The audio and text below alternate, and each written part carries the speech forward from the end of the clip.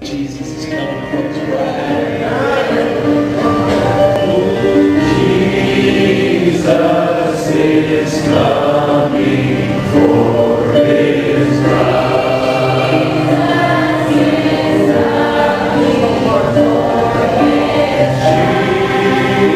Jesus is coming for his bride.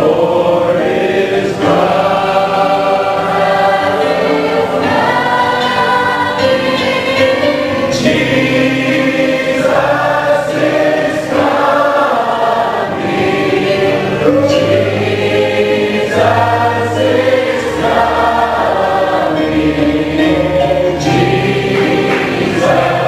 is praise God. Aren't you glad you're one of them?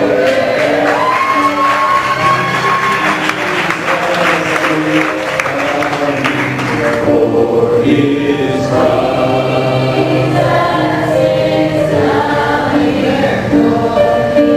Jesus is coming for his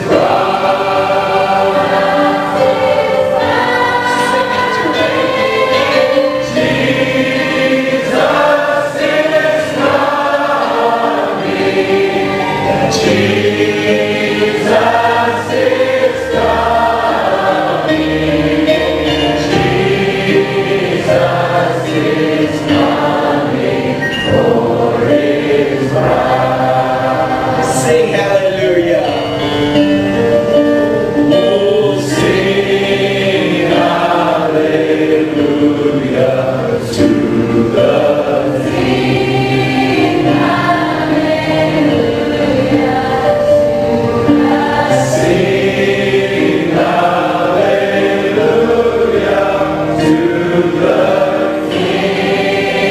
Yes, Lord Jesus.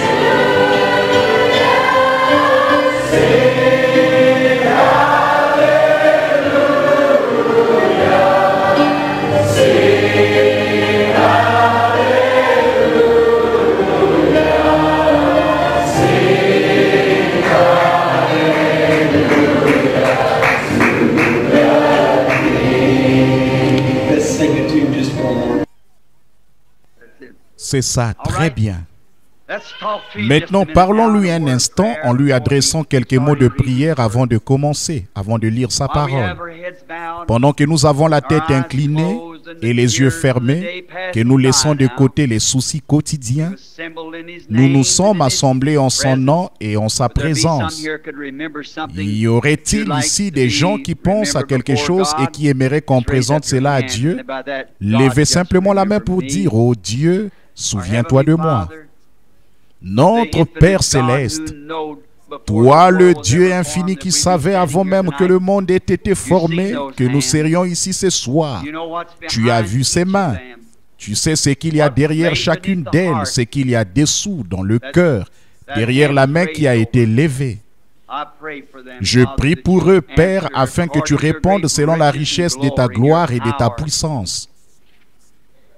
Nous te remercions pour cette Église, pour son pasteur, son conseil, ses administrateurs, ses diacres, tous les membres, et pour toutes ces précieuses âmes qui séjournent ici à Clearsville, des pèlerins, des étrangers qui n'appartiennent plus au monde.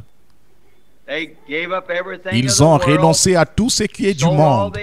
Ils ont vendu tout ce qu'ils avaient et ils ont acheté cette magnifique perle de grand prix. Le Seigneur Jésus qui nous donne la vie éternelle. Nous t'en remercions, Seigneur. Merci pour ces précieuses âmes. Je prie pour chacun sans exception. Je pense à Frère Jackson, à tout son travail et à ses efforts. Lui qui fait tout son possible. Il essaie de nourrir les brebis et de préparer un lieu de rencontre où les pèlerins puissent se rassembler. Il les garde ensemble en attendant la venue du Seigneur. Lui et sa femme et sa famille.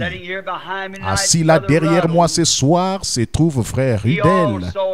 Et lui aussi les garde ensemble, ce petit groupe qui séjourne près de la route 62. Frère Neville et le groupe du tabernacle qui séjourne là-bas. Et les autres seigneurs qui sont présents et qui viennent peut-être d'autres endroits. Nous attendons la venue du Seigneur. Pardonne-nous, Seigneur, alors que nous nous assemblons maintenant. Nous venons au nom de Jésus, en sachant que tu as promis de nous exaucer, que quoi que nous demandions en son nom serait accordé. Et maintenant, ce soir, alors que nous ouvrons la Bible pour commencer une petite leçon, eh bien, nous ne sommes pas ici juste comme des hommes qui désireraient qu'on les voie ou qu'on les entende. Les gens ne sont pas ici dans ce local juste pour pouvoir dire « Eh bien, je suis allé à l'église ce soir. » Nous nous attendons à ta visite, Seigneur. Nous l'attendons. Ceux qui s'attendent à l'Éternel renouvelleront leur force. Nous te demandons de rompre pour nous le pain de vie. Puisse le Saint-Esprit prendre ces quelques paroles et les planter profondément dans les cœurs. Fortifie, Seigneur, ceux qui sont faibles et donne la joie à ceux qui sont forts, le courage à ceux qui ont perdu courage, la santé à ceux qui sont malades, le salut à ceux qui sont perdus. Et nous courberons la tête et te donnerons gloire. Nous le demandons et nous nous remettons à toi avec la parole au nom de Jésus. Amen. Maintenant, j'aimerais que cette église pense à moi. Nous partons la semaine prochaine. Nous traverserons 2 pays pour y prêcher l'évangile. Priez pour nous pendant que nous serons en déplacement. Vous connaissez l'itinéraire. Si vous avez dans la région des amis qui viendraient aux réunions, nous serions, ou qui pourraient venir à la réunion, nous serions heureux qu'ils soient parmi nous. Nous prierons pour vous tous ici, pour votre pasteur et différentes personnes, afin qu'ils entretiennent le feu dans les foyers jusqu'à notre retour. Si Jésus vient avant notre retour, nous vous rencontrerons ce matin-là. Si nous avons un autre motif, que Dieu nous pardonne. Maintenant, nous voulons prendre seulement quelques paroles ce soir dans la Bible. Elle se trouve dans le livre de Josué 24, au verset 14 et au verset 15. Je vais lire dans sa parole. Écoutez bien sa parole. Josué 24, 14 et 15. Maintenant, craignez l'Éternel et servez-le avec intégrité et fidélité. Faites disparaître les dieux qu'ont servi vos pères de l'autre côté du fleuve et en Égypte. Et servez l'Éternel. Et si vous ne trouvez pas bon de servir l'Éternel, choisissez aujourd'hui qui vous voulez servir. Ou les dieux que servaient vos pères au-delà du fleuve, ou les dieux des Amoréens, dans le pays desquels vous habitez. Moi et ma maison, nous servirons l'Éternel. Que le Seigneur bénisse la lecture de ces Écritures. J'ai ici quelques notes dont j'aimerais m'inspirer pour vous parler un petit peu. Ce soir, je vais prendre un sujet que j'intitulerai le conflit. Le conflit entre Dieu et Satan. Et ceci, je vais l'enseigner comme une leçon d'école du dimanche. Parce que j'ai ici plusieurs passages de l'Écriture. En Éden, Dieu connaissait son ennemi et toutes les attaques de son ennemi. Or, Dieu est le Dieu infini. Et le Dieu infini est la perfection des perfections.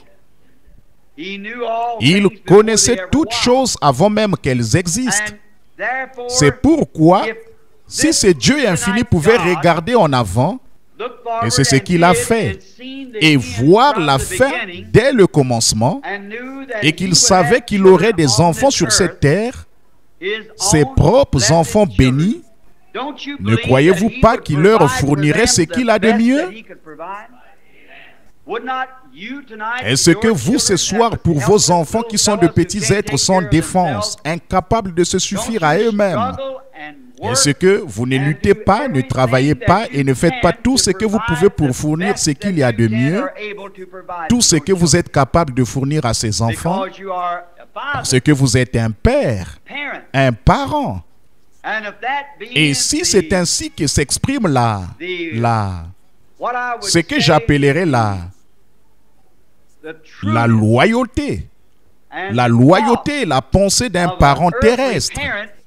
Et la paternité a eu son origine en Dieu, puisque c'est lui qui a été le premier parent.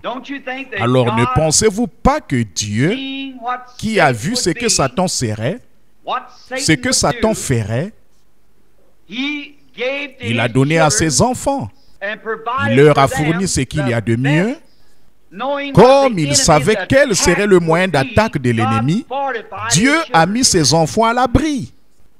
Il les a fortifiés, voyez. Prenons par exemple la guerre.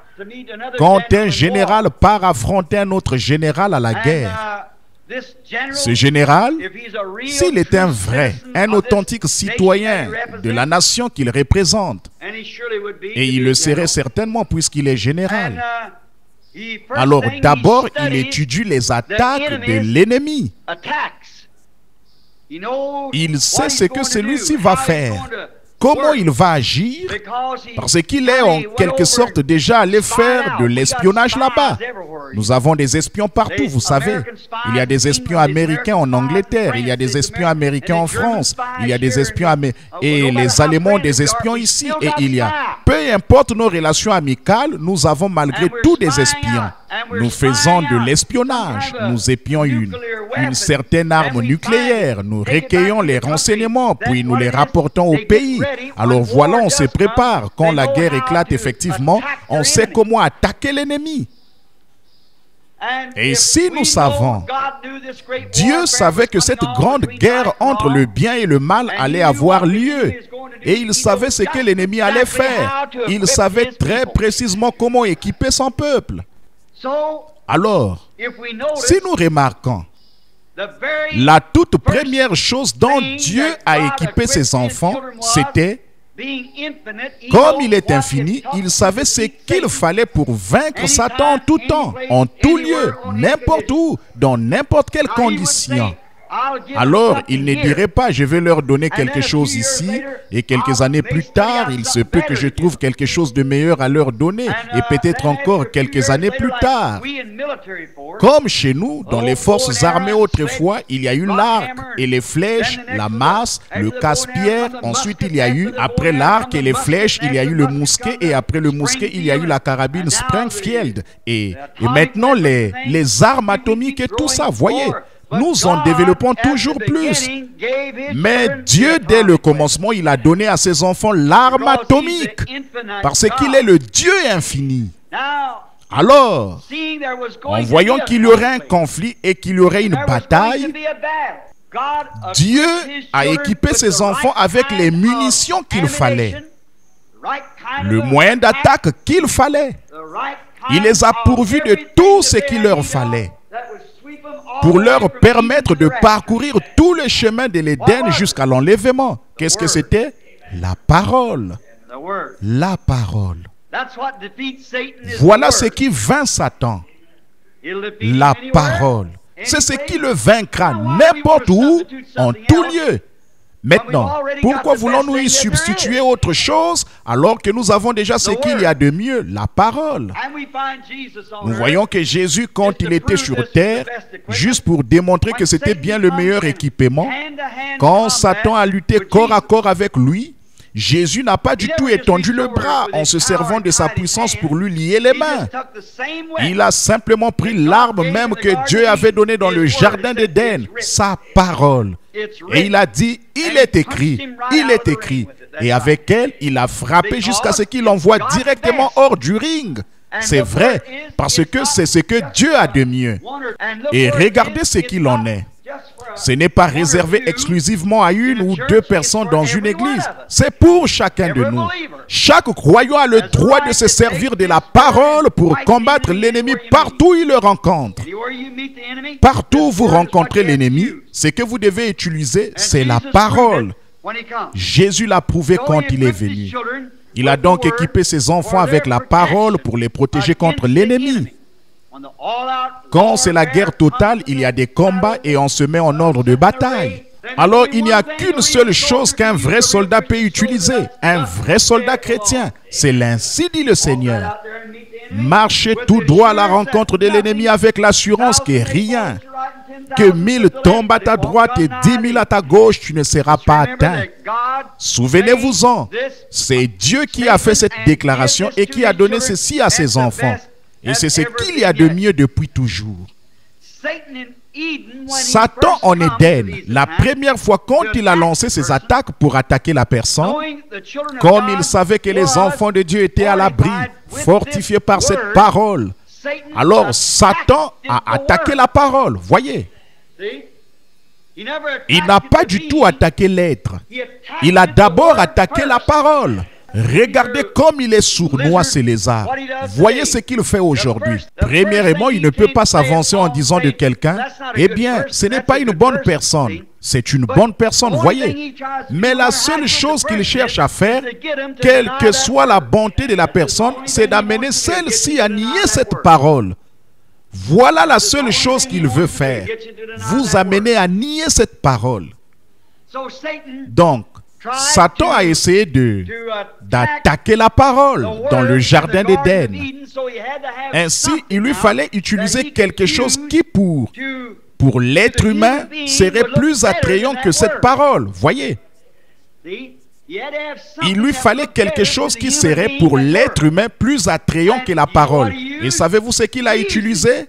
Le raisonnement, ce que nous appellerions tout simplement le bon sens. Voyez, alors c'est ce qu'il a utilisé et il a réussi. Donc, c'est ce qu'il a utilisé tout le temps. Mais Dieu ne peut rien donner d'autre que sa parole, parce que c'est ce que lui, il a choisi au départ. Et quand Dieu prend une décision, ça doit rester comme ça pour toujours. Satan a utilisé les raisonnements, il a utilisé les raisonnements et il a attaqué la parole. Il a ébranlé Ève et l'a fait sortir du chemin. C'est vrai, par des raisonnements, le raisonnement humain. Or, le seul moyen pour lui, pour elle, d'être amenée à être incrédule à l'égard de la parole de Dieu, il fallait que ce soit attirant. Et Satan s'est donné de l'attrait au raisonnement. Ça doit exercer un attrait sur vous. Et le péché est très attirant. De plus, il n'y a qu'un seul péché, c'est l'incrédulité. C'est donc quelque chose de vraiment attirant. Satan donne au péché tellement d'attrait à vos yeux. Je vais m'arrêter là-dessus pendant quelques minutes. Je me disais souvent quand j'étais jeune et que je lisais des écrits sur différents pays et sur les mœurs de ces pays, et j'entendais différentes personnes me parlant en particulier d'un endroit en France qui s'appelle Pigalle et de la grande immoralité des gens là-bas. Eh bien, je me disais, si un jour je vais là-bas, les gens que je verrai là-bas, les femmes dans la rue, vous savez, des dépravées, elles auront vraiment l'air de vieilles sorcières, vous savez, des mégères. Et le premier soir que j'étais là-bas, je suis allé à Pigalle, moi et 3 autres ministres. Frère, quelle surprise nous avons eue. Allons donc, Satan est trop malin pour ça. Il ne va pas présenter quelque chose comme ça. Au contraire, il y avait là des jeunes filles parmi les plus jolies que j'ai jamais vues. Attirantes, bien sûr. Le péché est attirant et séduisant. Satan n'a pas de pied fourchu, ni une queue pointue, ni rien comme ça.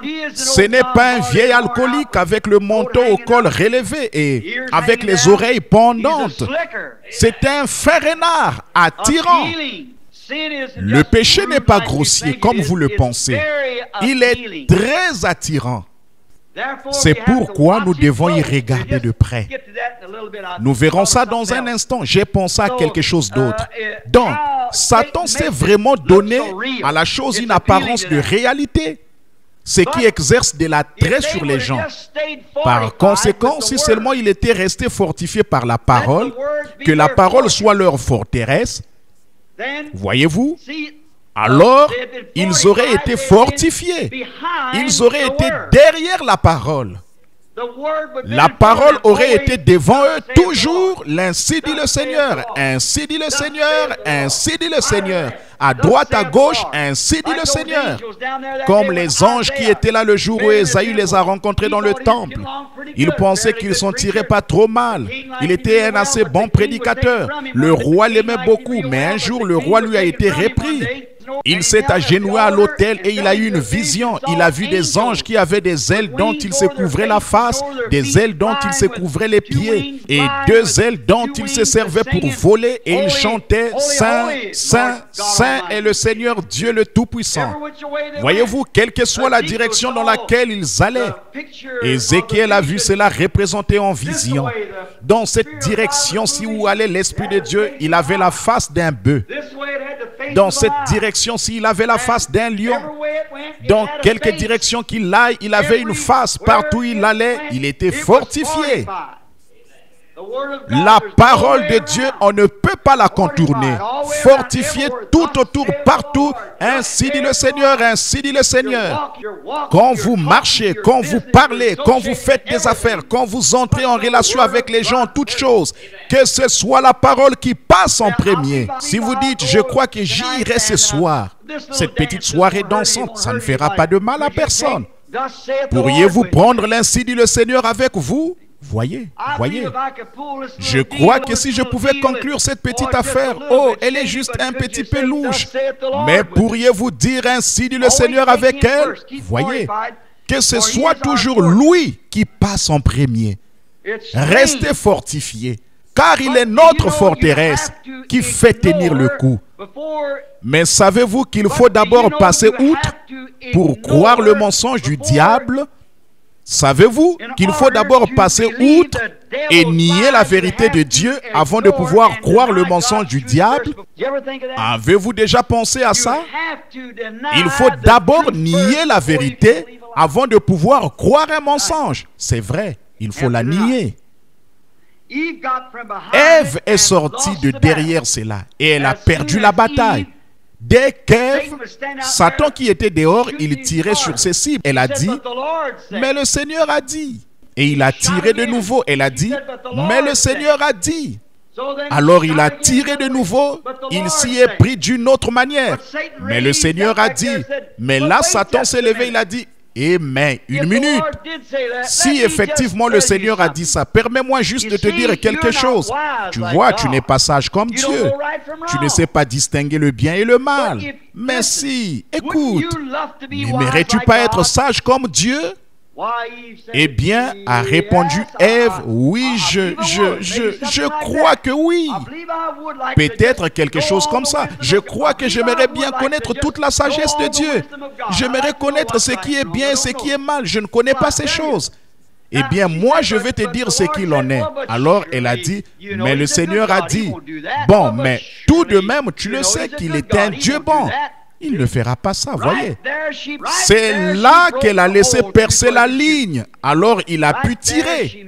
C'est là qu'elle s'est arrêtée où elle n'aurait pas dû. C'est là qu'elle s'est arrêtée où elle n'aurait pas dû. C'est là qu'elle s'est arrêtée un peu. Maintenant, permettez-moi de dire quelque chose qui vous concerne, vous les chrétiens d'ici. Ne vous arrêtez jamais une seule seconde à cause du diable. Ne vous arrêtez pas pour raisonner la chose. Quand vous vous mettez à raisonner là-dessus, le diable entre tout de suite. Vous ne pouvez pas faire de Dieu un objet de raisonnement. Vous ne pouvez pas comprendre Dieu. Vous devez simplement croire Dieu. Voyez, je ne veux pas expliquer Dieu. Personne ne le peut. Il y a beaucoup de choses que je ne peux pas expliquer, seulement j'y crois parce qu'il a dit. Or, il n'y a personne parmi nous qui puisse expliquer ça. Ne cherchez pas à l'expliquer. Ne vous mettez pas avec des incroyants qui disent, eh bien, regardez un peu le pasteur que vous avez là, j'ignore. Je l'entends prier pour les malades, mais vous êtes tous fous là-bas. La guérison divine, ça n'existe pas. Dites, très bien, alors ça n'existe pas pour vous. Vous êtes un incroyant. Et continuez simplement votre chemin. Voyez, c'est réservé aux croyants. Voyez, eh bien, vous dites que vous avez le Saint-Esprit. Le Saint-Esprit, ça n'existe pas. Alors dites, ce n'est pas pour vous. C'est pour moi. Continuez simplement votre chemin. Voyez, voyez. Ne raisonnez pas.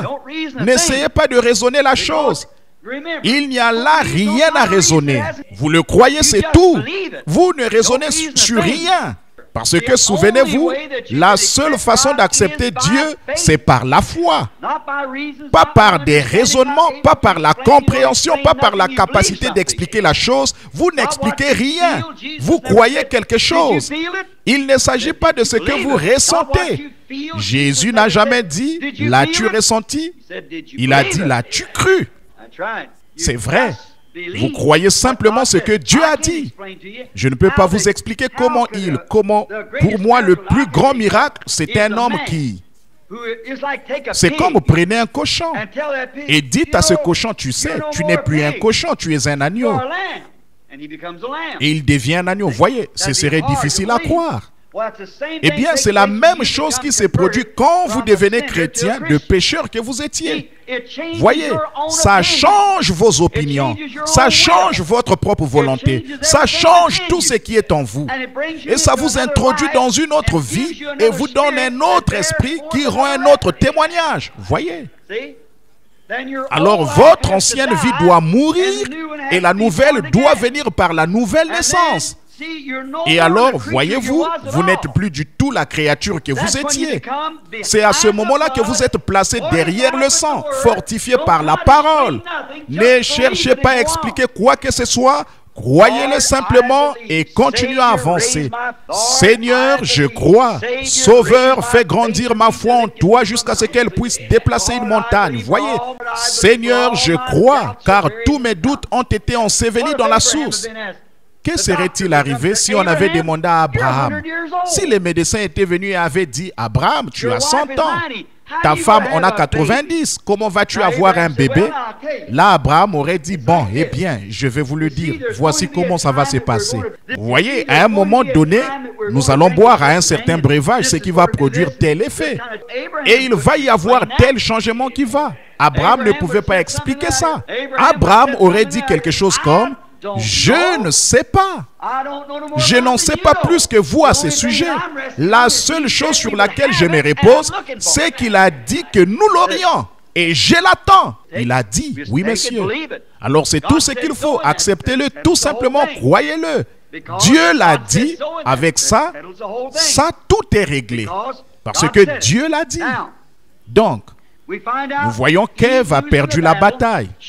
Elle est sortie de derrière la parole. Elle est montée sur le bord de la tranchée et a dit, vraiment, c'est la vérité ça? Elle s'est perdue à ce moment précis. Eh bien, tu sais, à notre église, nous ne l'enseignons pas comme ça. Nous croyons à ce qu'il a dit ici. Ouais, mais écoute, cher ami, tu sais bien qu'il en est autrement. Tu as assez de bon sens pour savoir que ce n'est pas bien. Voyons, j'ai bien entendu ces gens qui pleuraient sans arrêt. Qu'est-ce qu'ils ont à pleurer comme ça? Tu vois, bon, tu as assez de bon sens pour voir qu'ils sont simplement excités. Ils sont émotifs, tu vois. Si vous vous arrêtez pour écouter ça, vous avez perdu la bataille. S'ils disent, oh, une minute, ton médecin a dit que tu étais atteint de la tuberculose et qu'elle est à un stade avancé, tu ne pourras jamais te remettre de cette tuberculose. Le médecin l'a dit, voyons, n'est-ce pas le simple bon sens? Eh bien, si vous avez choisi de vous appuyer sur les raisonnements, vous ferez aussi bien de vous préparer à mourir. Par contre, si vous vous appuyez sur la promesse que le Seigneur a donnée et que vous pouvez y croire, ça change tout le programme. Or, ça change au même titre que ça a changé pour moi là-bas. Même chose, voyez, j'y crois, c'est tout. Je ne sais pas comment cela s'est fait, mais une nouvelle créature est apparue. Autrefois, j'ai fouillé l'église. Un gars m'a dit à l'époque où je faisais de la boxe, j'en étais à mon 15e combat professionnel ici à Huntsville, dans l'Indiana.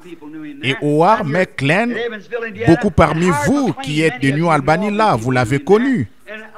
Nous remontions la rue à pied. Howard était un poids mi-moyen. Moi, un poids coq. Je me battais contre Billy Frick et Anteng Tang en Virginie occidentale. Je portais un complet bleu semblable à celui-ci. Dans ce temps-là, j'avais un peu de cheveux. Je remontais la rue. Nous avions soupé vers 15 heures. Nous nous préparions pour le combat qui allait avoir lieu ce soir-là. Nous allions nous reposer et après nous faire bander les mains. Et Howard m'a dit, il a dit, Bill, tu sais quoi? J'ai dit quoi? Il a dit, tu as l'air d'un petit prédicateur baptiste. Il aurait pu me traiter de n'importe quoi. Jamais je me suis retourné. J'ai dit, hé, une minute, Howard. Tu ferais mieux de rire en disant ça. J'avais à peu près cette taille, mais j'étais prêt à lui sauter dessus. Je ne voulais avoir rien à faire avec un prédicateur. Mais maintenant, pour moi, c'est le plus grand compliment qu'il aurait pu me faire. Oh, quelqu'un a dit, Frère Branham, vous avez l'air d'un prédicateur. J'ai dit, Dieu soit loué. Voyez. Qu'est-ce qui s'est passé? Je suis mort. Et maintenant, je suis une nouvelle créature. Comment ai-je fait? J'ai accepté sa parole. Frère Branham, quelle sorte de médicament, quel produit avez-vous pris? Je n'en ai pris aucun. Comment l'as-tu fait? Je ne sais pas. Mais quoi qu'il en soit, je l'ai cru. Je n'ai rien pris du tout. Je l'ai simplement cru. Il m'a ressuscité du pécheur que j'étais. Il a fait de moi un chrétien. Il a fait parce que j'ai accepté sa parole. Il fera la même chose quant à la maladie. Il fera la même chose quant au baptême du Saint-Esprit. Il fera la même chose quant à toute promesse qu'il a donnée. Mais voyez-vous mon sujet, qu'est-ce que c'est? Le conflit. Le conflit. Satan qui essaie de vous amener à raisonner là-dessus. Ne le faites surtout pas. Mais une fois devenu chrétien, vous êtes à l'abri, fortifié par la parole et par toute promesse qui se trouve dans la parole. Je ne savais pas que j'allais dire ça, voyez. Vous êtes, quand vous devenez chrétien, vous êtes placé derrière la parole de Dieu. Voyez. Maintenant, voilà votre forteresse, votre sécurité. Oh là là. Chaque promesse qui s'y trouve est à vous. Tout ce que vous avez à faire, c'est simplement tendre la main, la saisir et continuer votre chemin avec elle. Comment savez-vous que ça va marcher? Je ne sais pas comment ça va marcher. Expliquez-le-moi, je ne sais pas. Tout ce que je sais, c'est que Dieu a donné à ses enfants le meilleur moyen d'attaque qu'ils puissent avoir. Et la meilleure chose pour attaquer, parce qu'il connaît les manœuvres de l'ennemi. Maintenant, établissons un diagnostic approfondi de ça. Comme si nous prenions par exemple la composition chimique du sang ou la composition chimique de l'eau ou de n'importe quoi d'autre. Voyez, établissons un diagnostic approfondi de ça. Pourquoi? Pourquoi a-t-il donné la parole? Parce que, êtes-vous prêts? La parole est éternelle. Voyez? Et si Dieu a fait une promesse, elle est éternelle. Et rien ne peut l'arrêter, nulle part. Ils ne pourront pas. Qu'ils bouleversent tous les atomes et qu'ils les renversent. Ils ne pourront jamais percer la parole de Dieu. Pas même un seul petit mot. Voyez, en effet, Jésus a dit, les cieux et la terre passeront tous d'eux, mais ma parole ne faillira jamais. Voyez, voilà la meilleure arme qui existe. C'est la parole du Dieu éternel. Or, la parole de Dieu, qu'est-ce que c'est?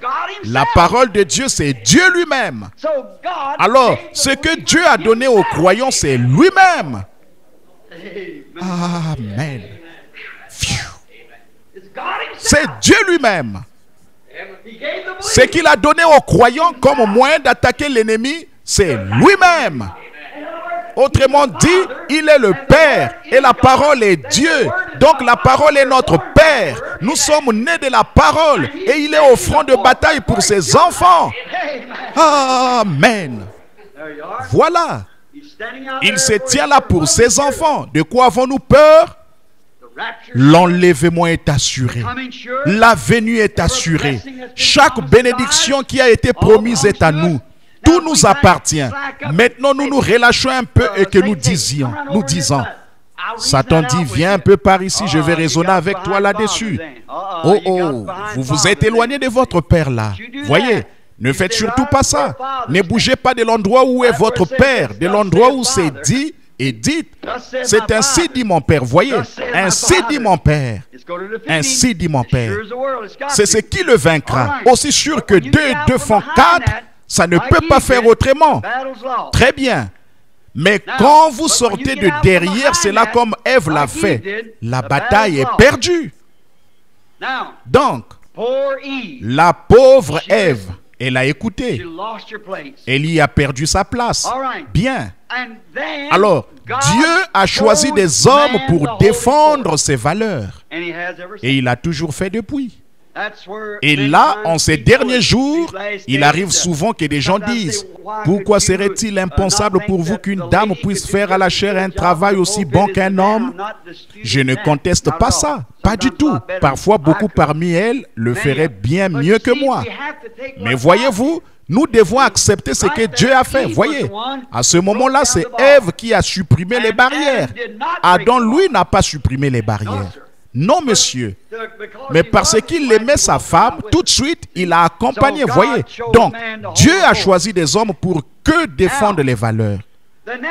Bon, ensuite, nous voyons qu'une fois la bataille perdue là-bas, alors un temps de destruction est venu pour eux. La fois suivante, là, il y avait eu un changement de dispensation à partir de ce moment-là. Nous savons comment la bataille s'est passée. Nous savons qu'Ève a perdu la bataille parce qu'elle s'est appuyée sur ses raisonnements plutôt que sur sa foi dans la parole de Dieu. Répétons ça. Elle s'est appuyée sur ses propres raisonnements plutôt que d'avoir foi dans la parole de Dieu. La chose a été réglée par des raisonnements.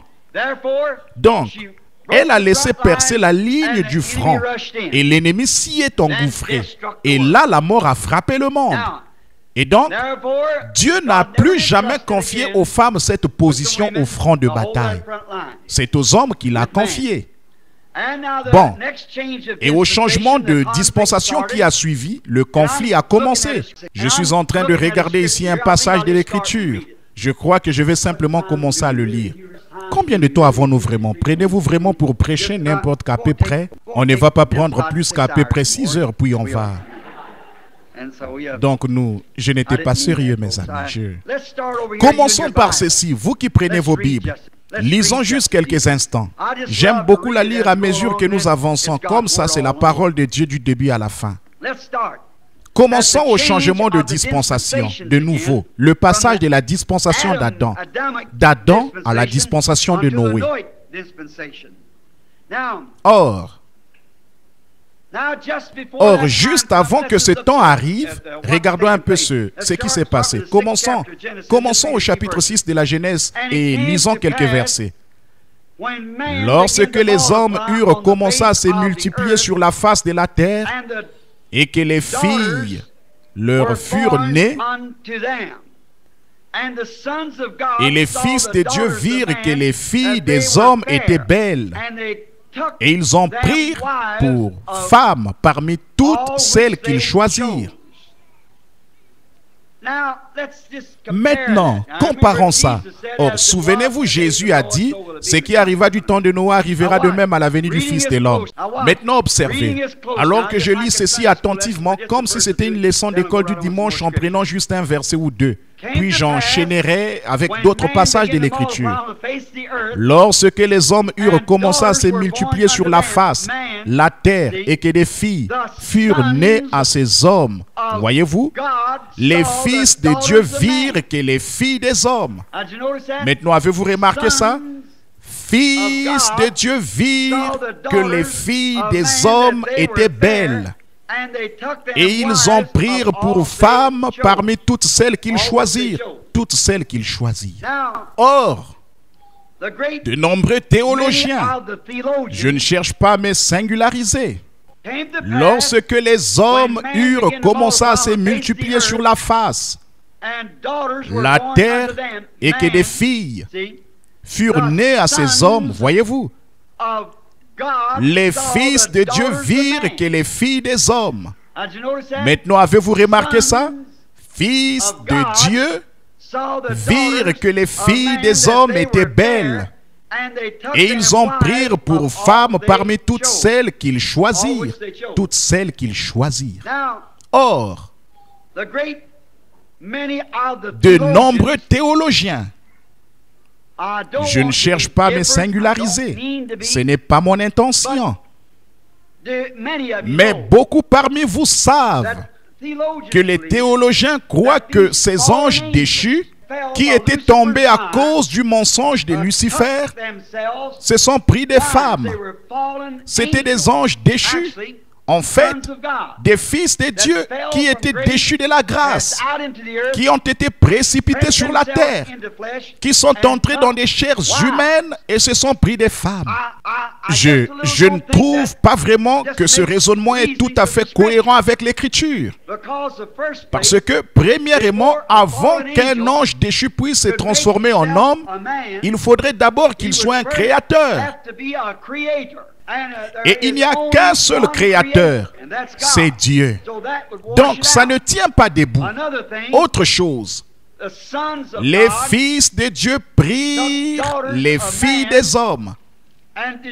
Saviez-vous que la Bible n'indique jamais le sexe des anges? Voyez, il n'y a pas d'indication de sexe chez les anges. Et il n'y a aucun endroit dans la Bible où il est question d'ange-femme. En effet, la femme, c'est un produit dérivé de l'homme. Ils seraient tous pareils comme Adam qui était à la fois Adam et Ève au commencement. Voyez, elle a été prise de son côté. Donc cela annule l'argument qu'ils invoquent, disant que c'était des anges déchus. Mais je vous en prie, excusez-moi et n'allez pas penser que je cherche à passer ici pour quelqu'un qui sait tout. Mais c'est simplement pour donner ma pensée à ce sujet. Je pense que ces fils de Dieu, c'étaient les fils de Seth, qui ont vu que les filles des Caïnites, celles de Caïn, étaient belles. En effet, les fils issus de Seth, lui, c'était le fils d'Adam qui était le fils de Dieu. Mais le fils, les filles de Caïn, lui, c'était le fils de Satan. Maintenant, si vous remarquez, ils ont remarqué, juste à la fin, avant la destruction antédiluvienne, que les filles des Caïnites étaient belles, jolies, séduisantes. Vous saisissez? Or, Jésus a dit, ce qui arriva du temps de Noé arrivera de même à la venue du Fils de l'homme. Les femmes séduisantes. Quelle sorte de femmes? Des Caïnites, voyez-vous, qui prennent les fils de Dieu. Voyez, les fils de Dieu qui prennent les femmes caïnites. La beauté extrême des femmes a tellement augmenté au cours des 50 dernières années. On n'a qu'à regarder une photo d'une femme séduisante d'il y a 50 ans. L'autre jour, je fêtais un récit historique sur les guerres. On y parlait de Pearl White, qui, il y a une centaine d'années, a été poignardé par son amant Scott Jackson. Et de voir la beauté de cette femme. Et aussi de Mary Bonneville et de beaucoup de ses prétendues beautés d'il y a 50 ou 100 ans. Comparez-les avec les femmes d'aujourd'hui. Elles ne leur arriveraient pas à la cheville. Certainement pas. Costaudes. Les femmes sont devenues mignonnes, féminines et tout, plus séduisantes. Qu'est-ce qu'il y a? Elles s'habillent de manière à être plus séduisantes. Alors qu'autrefois, les femmes portaient des robes très amples, avec des manches et des longues jupes. Elles cachaient leur corps parce qu'elles ne voulaient pas que les hommes les convoitent. Chacune d'elles vivait pour un seul homme, celui qu'il avait choisi pour épouse. Aujourd'hui, les femmes se moulent dans de petits vêtements et l'immoralité connaît une telle propagation et un tel déchaînement que ça dépasse même l'entendement. C'était vraiment frappant l'analyse que j'ai lue sur Chicago l'autre jour quand j'étais là-bas. New York, Los Angeles, Birmingham et beaucoup de ces villes de grande importance. ont ce genre de clubs, des clubs de rencontres, qui ont pour but de réunir toutes les familles du voisinage. Alors, ils se rejoignent à un certain endroit, et là, ils jettent leurs clés dans un chapeau. Ensuite, une femme y plonge la main, prend l'une de ses clés, et voilà, c'est lui qui sera son mari, jusqu'à ce qu'il se retrouve de nouveau là-bas. Voilà nos femmes américaines. Vous voyez, ça montre encore là qu'au commencement, ça a débuté avec les femmes par le sexe et qu'à la fin, ça se termine de la même manière. Maintenant, Dieu n'a pas béni, sauf s'il s'agissait d'une femme honnête et bonne. Lisez Ésaïe. C'est là qu'il a dit que dans les derniers jours, celles-là auront réchappé. Les filles de Sion qui auront réchappé de toutes ces choses infâmes qui sont sur la terre. Donc, les fils de Dieu virent que les filles des hommes étaient belles. Et ils en prirent pour femmes parmi toutes celles qu'ils choisirent. Or, voilà un grand signe du temps de la fin. Lisons un autre verset. Alors l'Éternel dit, mon esprit ne contestera pas toujours avec l'homme. Immédiatement après que ceci s'est produit, c'est mariage. Luc nous en parle. Je l'ai noté ici, je pense que c'est dans Luc 7, 27 qu'il est dit que, ou dans Luc 17, 27, qu'il est dit que les gens se mariaient et mariaient leurs enfants du temps de Noé. Vous voyez comment c'était? Même chose, les hommes ont regardé à la beauté. Les fils de Dieu qui devaient défendre les valeurs ont regardé les filles des hommes. Des hommes qui étaient devenues si séduisantes, si belles. Ils en prirent pour femmes. Ils se mariaient et mariaient leurs enfants. Ils font la même chose aujourd'hui, voyez. Or, l'Éternel dit, mon esprit ne contestera pas toujours avec l'homme, car l'homme n'est que chair et ses jours seront de 120 ans. Et les géants étaient sur la terre en ces temps-là.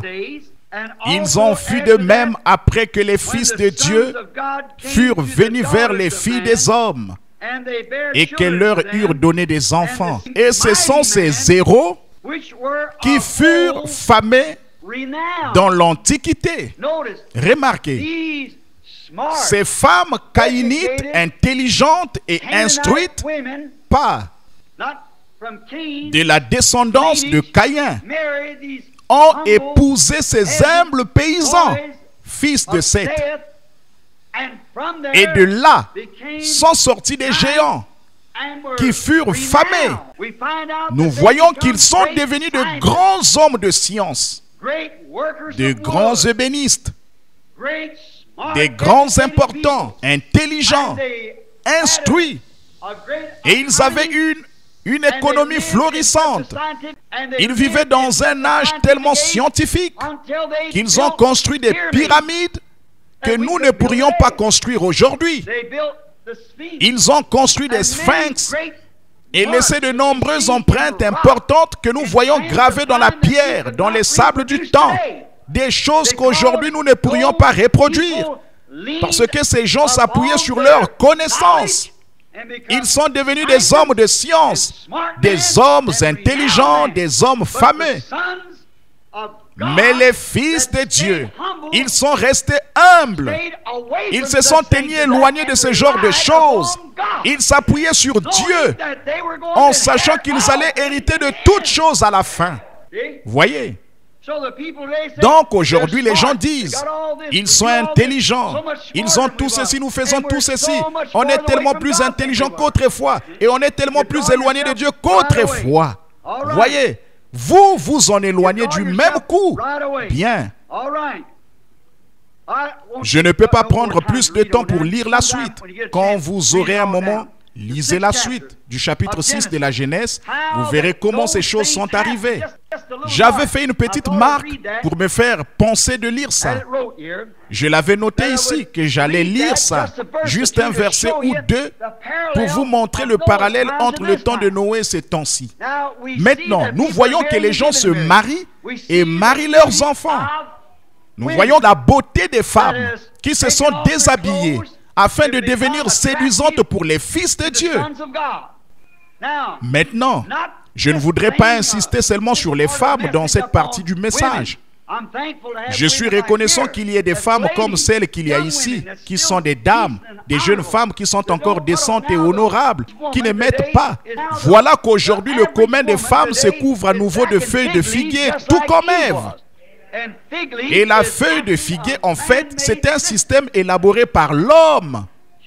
Les shorts, le tabac, les cheveux coupés, être séduisante. Pourquoi le font-elles? Pour se montrer devant leur mari? Si ce n'est pour ça, alors il n'est pas un fils de Dieu. Il est un caïnite. Par contre, s'il est un fils de Dieu, il vous dira, lave-toi le visage et habille-toi. Voyez, c'est vrai.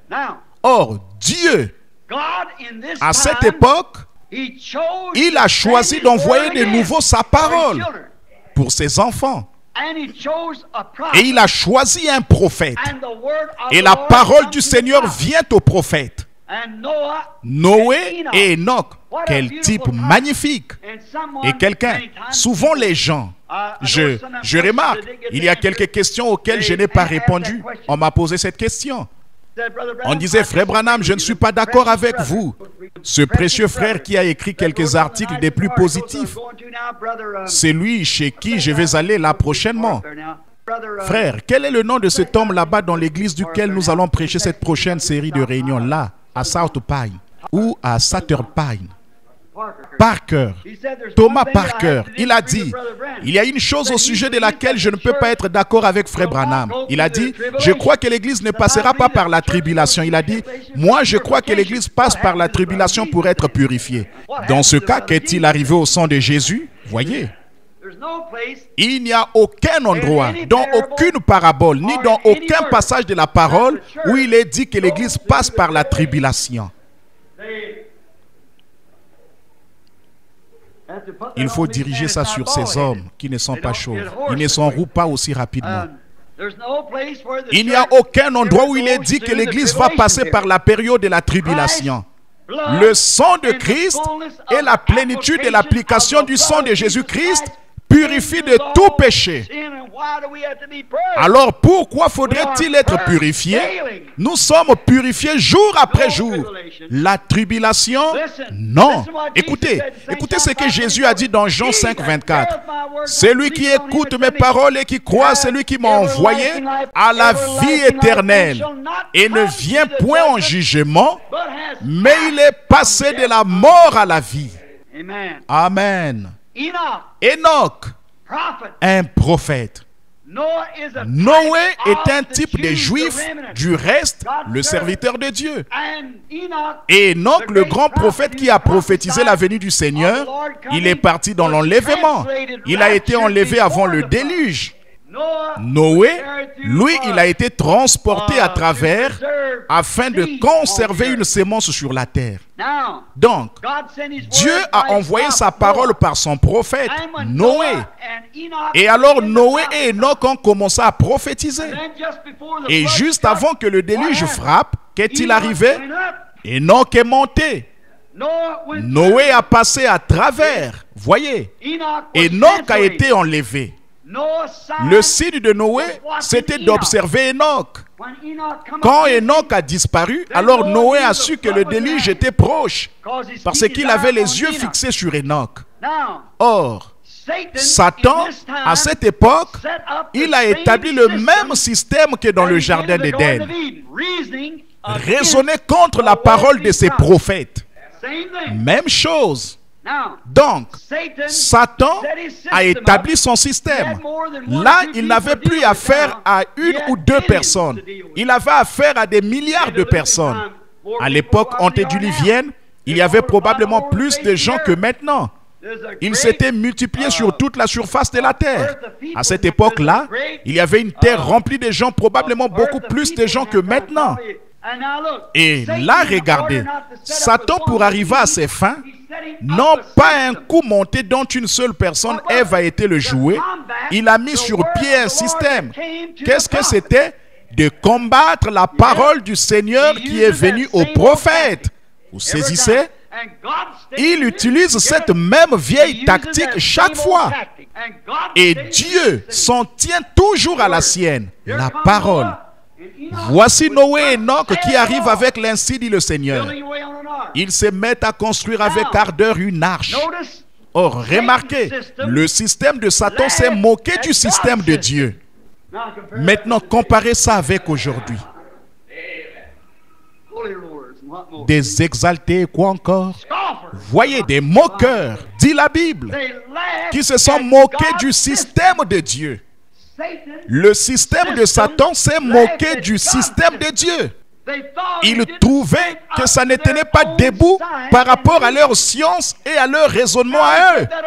Alors ils ont dit, ce vieux là-haut sur la colline en train de construire ce bateau, il dit que de l'eau va descendre de là-haut. Or nous, on a les meilleurs hommes de la science du monde. Ils disposent probablement d'un radar avec lequel ils peuvent observer jusqu'à la lune. Et quoi encore? Et ils peuvent prouver qu'il n'y a pas d'eau là-haut. Alors, comment fera-t-elle pour descendre? Pauvre vieux, tu es fou. Mais j'ai l'ainsi dit le Seigneur. Et il a continué à construire. Il s'est tenu là, à la porte de l'arche, à prêcher l'évangile et à construire son relâche tout en observant Enoch. Quand celui-ci arrivait le soir, il lui disait, est-ce qu'ils ont accepté la parole? Non, ils se sont moqués de moi. Ils m'ont jeté des œufs pourris et tout le reste. Ils ont fait la même chose ici.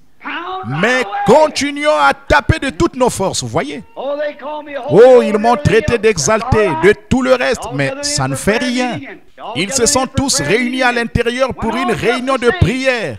Ça ne les a pas arrêtés, voyez-vous, exactement comme ça se passe aujourd'hui. En effet, ils savaient qu'ils étaient fortifiés parce qu'ils se tenaient derrière l'ainsi dit le Seigneur. Eh bien, une personne ordinaire qui raisonne dirait, oh, c'est absurde. Une fois, une femme a dit, à un moment donné, il y avait un jeune homme qui enseignait à l'école du dimanche à l'église baptiste. J'y avais prêché un soir. Et je l'ai rencontré en ville, j'étais à vélo. Je l'ai rencontré. Lui aussi était à vélo. Il s'est arrêté à côté de moi. Il a dit, Billy, je suis venu t'écouter l'autre soir. Il a dit, j'ai apprécié ce que tu disais jusqu'au moment où cette femme s'est mise à pleurer tout. Et tous ces gens qui disent Amen, il a dit, ça pour moi c'était carrément insupportable, vous voyez. Il a dit, ça m'a donné froid dans le dos d'entendre ces gens-là, Amen, juste au moment où tu disais quelque chose. J'ai dit, frère, moi, ça ne m'a pas fait cet effet-là. J'ai dit, il a dit, je vais te dire, j'ai dit, tu ne crois pas que c'est bien de dire Amen et de jubiler un peu et de faire ces choses qu'il faisait là? Il a dit, non, je ne crois pas à ça. J'ai dit, si un jour tu arrives au ciel, tu vas geler. J'ai dit parce qu'il, si ça t'a donné froid dans le dos, qu'est-ce que ce sera quand il y aura les anges qui se tiennent devant Dieu, qui crient jour et nuit, Saint, Saint, Saint, est le Seigneur Dieu le Tout-Puissant, Saint, Saint, Saint. Eh bien, ici, c'est le monde le plus silencieux où tu puisses vivre, c'est vrai. En enfer, il y aura des pleurs et des lamentations. Au ciel, il y aura des cris et des acclamations. Donc, maintenant même, vous êtes dans l'endroit le plus silencieux où vous serez jamais. Alors autant vous y habituer, soit dans un endroit ou dans l'autre. Donc moi je préfère faire mon choix et me placer derrière la parole de Dieu, pas vous. Continuez simplement à la pousser en avant. C'est ainsi dit le Seigneur, c'est ainsi dit le Seigneur. Continuez simplement à la pousser en avant. Très bien. Ah oui, ça ne tenait pas debout par rapport à ce que stipulait leur science. Et aujourd'hui, quand ils voient l'Esprit de Dieu qui peut discerner les pensées du cœur, comme Dieu l'a dit, annoncer, prédire, parler en langue, interpréter tous ces différents dons, ils disent, c'est de la télépathie. Voyez, ils essaient d'introduire ça. Ils disent, eh bien, nous voyons la chose s'accomplir, mais vous savez ce que c'est. Ce n'est que de la télépathie humaine. Mais c'est l'ainsi dit le Seigneur. Jésus a dit, voici les signes qui accompagneront ceux qui auront cru. C'est tout ce que je veux. Jusqu'à quand? Jusqu'à la fin du monde. Ça ne tient pas debout par rapport à leurs recherches scientifiques. Alors ils se moquent de ça. Et du temps de Noé, ils avaient fait la même chose. Oh oui, ça ne tient pas debout par rapport à leur raisonnement. Vous ne pouvez pas raisonner la chose. Mais c'est quand même la parole de Dieu. Très bien. Alors Satan a lancé son attaque contre le groupe de Noé. tout comme il avait fait en Éden. Et chacun a dû choisir par la foi. Gloire. Pas par quelque chose que vous avez acheté, mais par la foi. Et le seul moyen d'arriver par la foi à croire un mensonge dénominationnel, c'est de refuser d'abord la parole de Dieu. Vous pensez au salut? Ce qu'il faut, c'est ceci. Et le seul moyen d'arriver à ne pas croire cela, c'est de mettre votre foi dans une fausseté, un mensonge du diable, par le raisonnement plutôt que de croire la parole de Dieu qui vous dit qu'il faut que vous naissiez de nouveau. Et une fois né de nouveau, voici les signes qui accompagneront ceux qui auront cru. Oh, j'aime ça. Je trouve ça tellement beau, voyez. Croyez sa parole sans tenir compte de ce que n'importe qui d'autre a dit. Dieu l'a dit. Dieu l'a dit. Ils disent, eh bien, ceci c'est telle et telle chose. Mais Dieu l'a dit. Eh bien, nous les presbytériens, ça m'est égal, Dieu l'a dit. Nous sommes, ça m'est égal, Dieu l'a dit. Voyez, nous sommes catholiques, Dieu l'a dit. Voyez, ne bougez pas de là. Eh bien, notre pasteur a tant de diplômes. Mais Dieu l'a dit.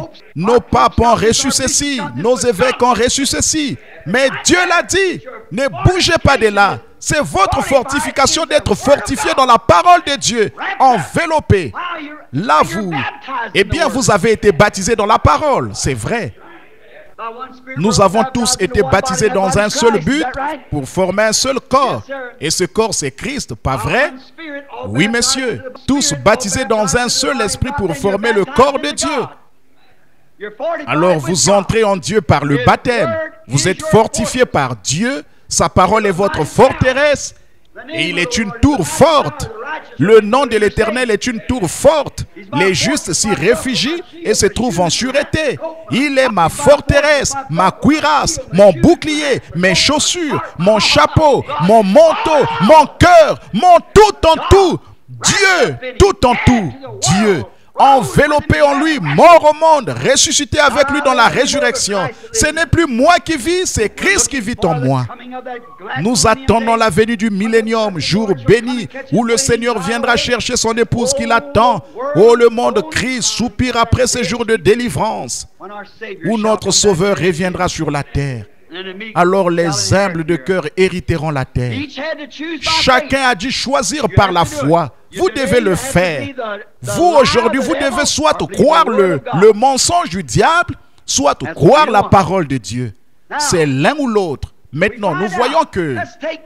Prenons Noé un instant avant de continuer. Je peux m'imaginer Noé. Vous savez, il en a subi des choses. Je l'imagine en train de dire, en descendant la rue, « Le jugement arrive !» Eh bien, comment le sais-tu? Quelle sorte de jugement? Dieu va frapper cette nation pécheresse. Les fils de Dieu ont épousé les filles de Caïn et voilà où ils en sont. Regardez ce que vous êtes devenus. Vous vous êtes détournés de Dieu. Vous avez vos grands systèmes religieux. Vous avez toutes ces choses. Mais Dieu frappera la terre. Il disait, le pauvre vieux, il était un peu, laissez-le aller, voyez, il est. Mais il avait l'ainsi, dit le Seigneur. Il pouvait prouver ce qu'il disait. Mais eux, ils ne croyaient pas ça. Voyez, il avait la parole du Seigneur. Alors, peut-être que jour après jour, il riait et se moquait. Peut-être que les enfants s'amusaient à ses dépens. Mais Noé a continué à prêcher malgré tout. Toute sa famille et tous les convertis aussi, ils ont continué à croire malgré tout. Tous ceux qui ont suivi Noé ont cru Noé. C'est vrai. Ils ont dû faire leur choix, soit croire ce que disait le monde ou croire ce que disait ce puissant prophète oint. Alors il a dit, maintenant regardez bien, un de ces jours, Enoch va partir, Église. Et à ce moment-là, quand Enoch s'en ira, nous ferions mieux d'entrer. Nous n'aurons plus Enoch, il va être enlevé. Alors nous ferons mieux d'entrer. Donc ils étaient aux aguets alors que les jours passaient. Après un certain temps, Dieu a dit, j'en ai assez de leur rigolade. J'en ai assez de leur insulte. Je vais exécuter la chose. Maintenant, prends les animaux. Monte là où est écrit Alléluia environ 5 fois et les oiseaux viendront en volant. Tous les lions et tous les autres viendront 2 par 2. Crie, loué soit l'Éternel, environ 4 ou 5 foyers, voilà, ils viendront. Voyez? Bon, Noé s'est préparé et tous les animaux sont entrés, après quoi Noé lui-même est entré. Et alors, au moment où il est entré, je suppose que la dernière chose qu'il a dite, c'est qu'il s'est tenu à la porte en disant, « C'est ainsi dit le Seigneur. Dernier appel. » C'est là que nous nous tenons aujourd'hui, frères, à la porte de l'arche. Christ est cette porte. Si vous prenez ça dans son sens littéral et que vous voulez approfondir un peu, prenez dans Apocalypse l'âge de Philadelphie et celui de la Odyssée. Il a dit, j'ai mis devant toi une porte ouverte et tu l'as refusée. Voyez, c'est l'heure où nous vivons juste avant la destruction. Une porte ouverte, mais ils ont refusé d'écouter. Maintenant, ils l'ont expulsé. Alors, il s'est tenu à la porte et il a proclamé, l'heure est proche où la parole de Dieu que j'ai prononcée s'accomplira. C'est vrai. Il est entré dans l'arche. Et quand il est entré dans l'arche, vous savez quoi? Dieu a fermé la porte. Oh là là. Personne n'a eu à la fermer. C'est Dieu qui l'a fermée. C'était terminé. La dernière chance d'être sauvé était passée. Alors j'imagine que les enfants se sont pris par le bras pour entourer cette arche d'environ 450 mètres de long. Et les personnes âgées se promenaient là en disant, eh bien ce vieux bonhomme va mourir étouffé là-dedans. Voyez? Alors on continue à se moquer de lui comme toujours. Il était l'objet de leur raillerie. Et vous savez, chaque personne, maintenant écoutez, peut-être que ceci vous aidera. Écoutez bien. Quand vous prenez la parole de Dieu et que vous suivez la parole de Dieu, il arrive souvent qu'après avoir fait déjà tout ce que vous pouviez, votre foi est mise à l'épreuve. Ici, il n'y a personne d'autre que les gens de chez nous. Je suis moi-même dans cette situation en ce moment, c'est vrai. Je ne sais pas quoi faire. Le réveil est terminé, vous voyez. Je ne sais pas quel sera le prochain appel. Je suis là tout simplement. Je regarde nerveusement. Je me demande ce qui va venir ensuite. Noé est entré. Il s'est conformé à la volonté de Dieu. Dieu a fermé la porte derrière lui. Il n'y a pas eu de pluie avant 7 jours. Je me demande ce que Noé a pensé à l'intérieur pendant tous ces temps. Noé assis dans l'arche, la porte fermée. Il se disait, vous allez l'entendre d'une minute à l'autre les enfants. Nous allons ouvrir la porte, la lucarne ici au-dessus. Ils étaient à l'étage supérieur, vous savez. Les animaux étaient à l'étage inférieur, les oiseaux à l'étage suivant et eux, ils étaient en haut. Ce soleil, oh, demain matin, il y aura quelque chose là-bas. Ça s'assombrira, la pluie viendra. Mais le lendemain matin, le soleil s'élevait. Peut-être que certaines personnes qui ne croyaient Noé qu'à demi, peut-être qu'elles sont montées là-haut et se sont postées autour de l'arche en disant, vous savez quoi? Il se peut que ce vieil homme ait eu raison. On ferait mieux de se poster ici. Eh bien là, ils ont vu une erreur. Les prophètes de Dieu ne font pas d'erreur. La parole de Dieu ne peut pas faillir. Vous m'avez entendu prêcher sur Jonas qui allait à Ninive. Des gens ont dit qu'il était rétrograde. Il ne l'était pas du tout. Il était en plein dans la volonté de Dieu. Exactement. Il avait la parole du Seigneur et il marchait selon elle. Là, Noé a dit, maintenant les enfants, approchez-vous tous et vous allez voir le premier nuage qui soit jamais apparu dans le ciel. Il viendra au-dessus de nous demain matin. Eh bien, le soleil s'est levé. Eh bien, peut-être qu'à 9h, ce sera fait. À 9h, nous regarderons 10h, 11h, midi, 15h, 16h, 17h, 18h. Et c'est hier qu'il a fermé la porte. Certains ont dit, eh bien, savez-vous quoi? Je suis d'accord avec sœur Suzy là-bas, dans cette grande église. Ce vieil homme est fou. Voyez, il est monté là-haut, il a fermé la porte et il disait que la pluie allait tomber. Et il reste là. Alors il n'y a rien de vrai là-dedans. Voyez, le soleil s'est bien levé, il a traversé le ciel comme il le fait toujours. La pluie, ça n'existe pas. Voilà bien ces demi-croyants tièdes, sans conviction, qui ne sont pas prêts à se fier à Dieu jusqu'au bout du chemin, à la vie et à la mort. Vous voyez ce que je veux dire? Restez à votre poste bien fortifié. À la vie, à la mort, quoi qu'il advienne, malgré tout, ne bougez pas de là. Quand Abraham, le père des croyants, a sorti le couteau, qu'il a écarté les cheveux sur la tête de son enfant pour lui trancher la gorge. Il a dit, je suis persuadé que Dieu peut le ressusciter des morts sous cette même forme que je touche en ce moment. Il était prêt à suivre la parole de Dieu jusqu'au bout. Vous saisissez? Quoi qu'il arrive, ne bougez pas de là. Si tout semble montrer que vous ne pouvez pas avancer d'un pouce, avancez d'un pouce. Et si vous butez contre un mur, restez là jusqu'à ce que Dieu ouvre un passage à travers ces murs.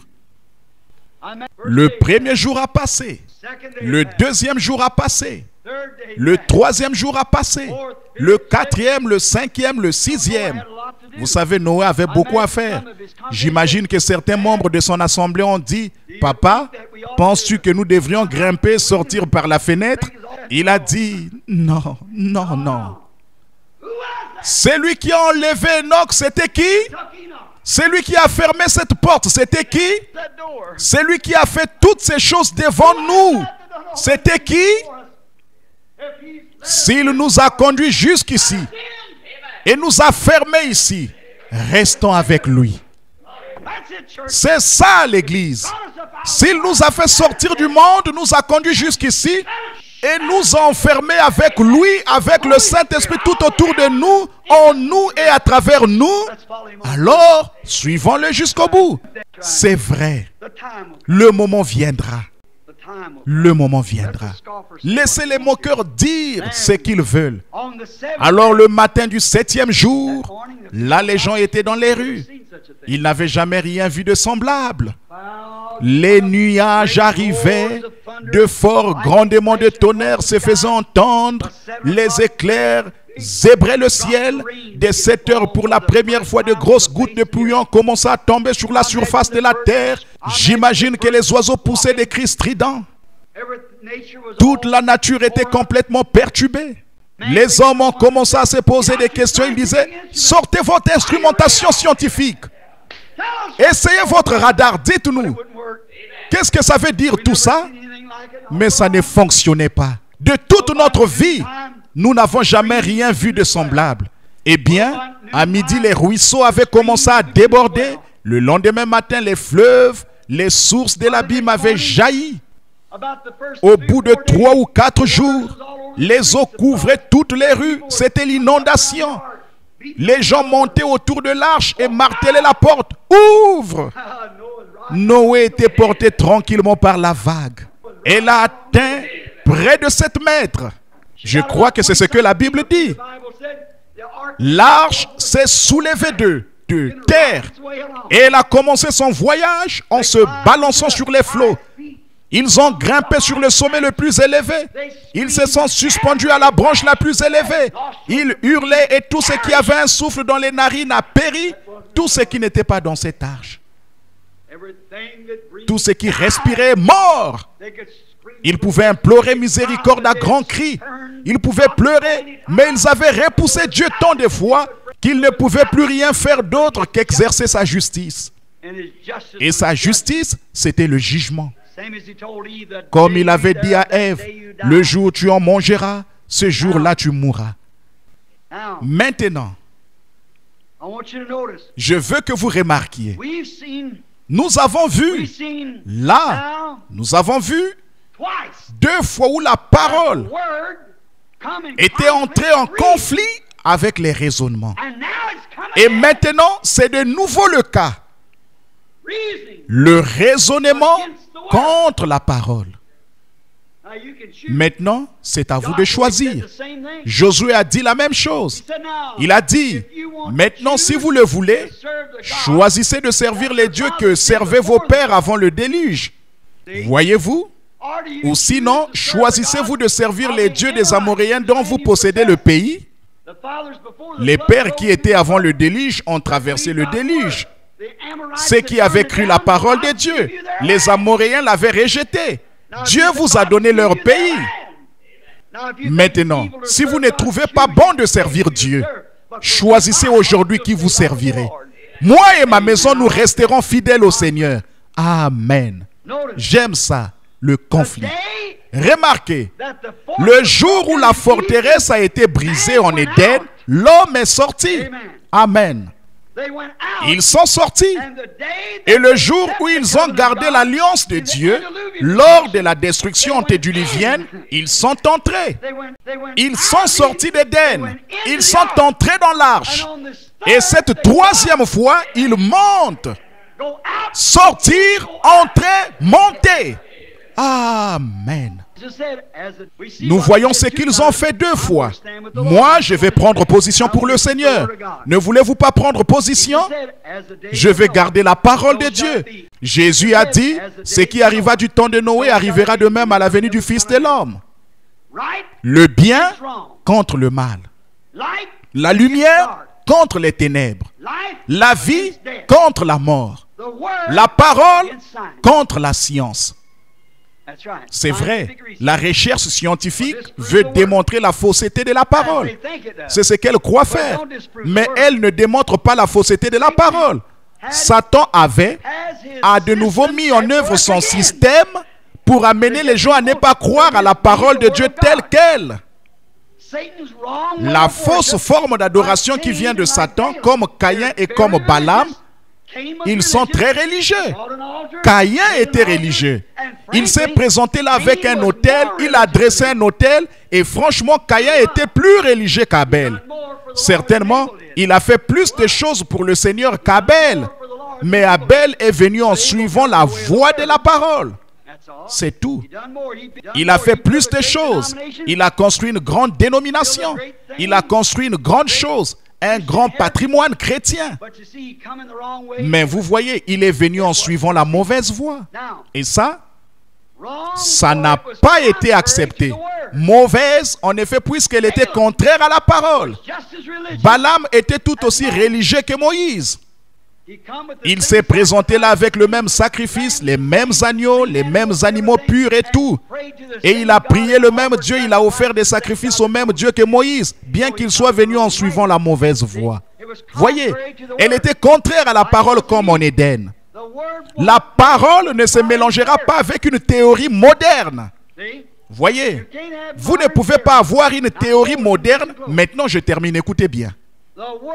La parole ne se mélangera avec aucune théorie moderne.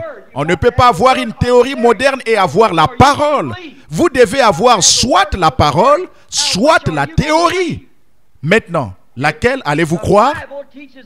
Si la Bible enseigne que le baptême se fait au nom de Jésus-Christ et que l'Église, elle, dit que c'est Père, Fils et Saint-Esprit, alors qui allez-vous croire? Si Jésus a dit, il faut que vous naissiez de nouveau, et que l'Église dit, venez adhérer maintenant, qu'est-ce que vous allez croire? Si Jésus a dit, voici les signes qui accompagneront ceux qui auront cru, et que l'Église dit que vous êtes un bon membre, c'est tout ce qu'il faut. Qui allez-vous croire? Jésus a dit, vous ferez aussi les œuvres que je fais. Et que l'Église dit, les jours des miracles sont passés. Qui allez-vous croire? Vous voyez ce que je veux dire? Je pourrais me tenir ici pendant 1 heure à énumérer ces choses, à présenter ces différentes choses pour montrer que par une théorie, un système a été construit dans le but de neutraliser la parole de Dieu. Alors, chrétiens, restez derrière la parole. Oui, messieurs. Un mauvais mode de vie. On essaie de la mélanger avec ça. Aujourd'hui, on accepte ces femmes qui s'habillent n'importe comment. On accepte ces hommes. Ils fument, ils boivent, ils font n'importe quoi. Et on fait d'eux des diacres et tout le reste dans l'église, voire même des pasteurs. Ces femmes habillées n'importe comment, qui s'habillent comme ça leur plaît. On les fait entrer dans l'église. On fait d'elles des sœurs. N'essayez jamais d'aller au ciel comme ça. Elle ne se mélangera pas du tout avec une théorie moderne. Donc, aujourd'hui, nous avons 2 catégories qui font profession. Maintenant, écoutez bien, je termine. Nous avons 2 catégories qui font profession d'être l'épouse de Christ. C'est vrai. Et la Bible dit qu'il y aura 2 catégories. C'est vrai. La vierge sage et la vierge folle. Pas vrai? Il y a 2 catégories. L'Église dit, nous sommes l'Église. Ils vont aller faire de grandes campagnes d'évangélisation, faire entrer des gens dans l'Église. Les femmes continuent dans leur voie, les hommes continuent dans leur voie. Ils ne changent jamais leur doctrine. Tout ça, ils l'ont rédigé, consigné, établi, ces credos des apôtres et certaines prières. et tous ces catéchismes, toutes ces choses que lisent les méthodistes, les baptistes, les presbytériens, les catholiques et tous les autres, ils acceptent ces catéchismes parce que certains grands hommes dans le passé ont dit que c'était vrai. C'était peut-être un grand homme, il avait peut-être raison, mais il n'a pas autorité pour dire ça. En effet, la Bible est l'autorité de Dieu. C'est la parole écrite de Dieu. Et quiconque y ajoute quoi que ce soit ou on retranche quoi que ce soit, celui-là sera retranché sa part du livre de vie. Alors, faire ça, on ne peut pas.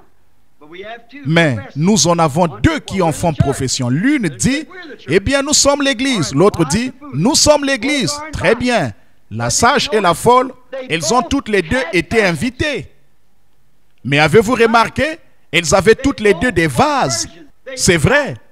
Elles étaient toutes les deux vierges, croyantes. Elles avaient toutes les deux des vases. Mais nous ne faisons pas le poids contre Satan. Ça, nous le savons. Nous savons qu'il y a un être humain qui fasse le poids contre Satan. N'essayez jamais d'y arriver par votre sagesse à être plus malin avec lui. Vous ne le pouvez tout simplement pas. Jésus le savait. C'est pourquoi il l'a envoyé à l'église. Et c'est pour que Satan ne réussisse pas à être plus malin qu'elle. Un lieu de fortification. Il lui a envoyé le Saint-Esprit. Et l'église ne prétend pas être intelligente. Elle prétend simplement croire. Ces prédicateurs ne peuvent pas venir vous montrer leur diplôme en philosophie, en droit, QI, STD, etc. Ils n'ont pas de grande cérémonie d'intronisation où ils sont ordonnés dans une certaine association pastorale. Vous savez, il y a un petit chant que j'ai chanté autrefois. Bien qu'ils ne soient peut-être pas instruits, ni célèbres dans le monde, ils ont tous reçu leur Pentecôte, baptisés au nom de Jésus. Et ils déclarent maintenant partout que sa puissance demeure pareille. Je suis si heureux de dire, je suis l'un d'entre eux. Oui, messieurs. Oui, ils ne possèdent pas ces grandes choses. Ils ne prétendent pas savoir quoi que ce soit. Ils prétendent simplement croire quelque chose. Jésus a envoyé le Saint-Esprit, c'est-à-dire lui-même. Il a dit, encore un peu de temps et le monde ne me verra plus, mais vous, vous me verrez, car je serai en vous. Je serai avec vous et même en vous jusqu'à la fin du monde. Bon, maintenant observez. Jésus le savait, c'est pourquoi il a envoyé le Saint-Esprit pour confirmer la parole. Avez-vous saisi? Voyez, pour confirmer à ceux qui se sont réfugiés derrière la parole qu'il est dans la parole. Voyez, c'est du dehors, laissez-les. Ils vont se moquer de ce système. Ils disent, ils s'en foutent. Mais Jésus a envoyé le Saint-Esprit, c'est-à-dire lui-même pour qu'il entre en ceux qui se tiennent derrière la parole, comme le groupe d'Abraham pour confirmer la parole devant eux, pour montrer qu'il est toujours la parole. Une constatation que vous avez pris la bonne chose. Très bien. Le feu est la confirmation de la lumière qui vient de la parole. Elles rempliront. La Vierge intelligente, la Vierge sage avait de l'huile dans sa lampe. Elle a préparé sa lampe et l'a allumée. Alors, qu'est-ce que ça veut dire? Eh bien là, Dieu est la parole. L'huile, c'est l'esprit. Et le feu, c'est la lumière de l'évangile sur cette huile. Dieu l'a dit. Voyez, ça c'est le vase. Très bien. L'huile est dans le vase. Et le feu qu'il enflamme montre qu'il reflète la lumière de ce que dit la parole. Voyez, c'est le reflet. Or, cette Vierge sage, elle pouvait le faire. Mais l'autre, la Vierge folle qui était dehors, elle n'avait pas d'huile. Elle ne pouvait refléter rien d'autre que leur église et leur dénomination. Voyez. Bon, vous dites la parole, vous avez dit que la parole était l'esprit. Oui, monsieur, Dieu a dit, ma parole est esprit. C'est vrai. La véritable épouse doit être unifiée par la parole. Maintenant, souvenez-vous, si elle est une partie de Christ, elle doit être la parole de Christ. Pour être la parole de Christ, vous devez entrer en Christ par le baptême. Et quand vous êtes en Christ, vous croyez Christ et Christ est la parole. Amen. Amen. Amen. La croyez-vous? L'aimez-vous? Voulez-vous le servir? Amen. Amen. Il est la lumière du monde, c'est vrai. Il est la joie de notre cœur. Il est la puissance de notre vie.